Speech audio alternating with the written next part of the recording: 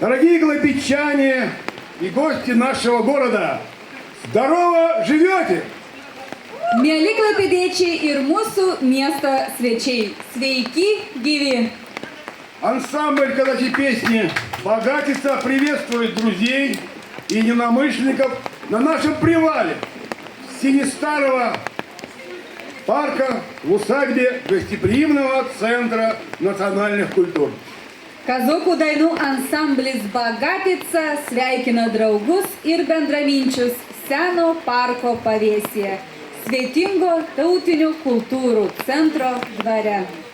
Приглашаем всех провести с нами этот вечер под звуки доброй песни, аромата походного кулеша, румяных блинчиков, духмяного меда.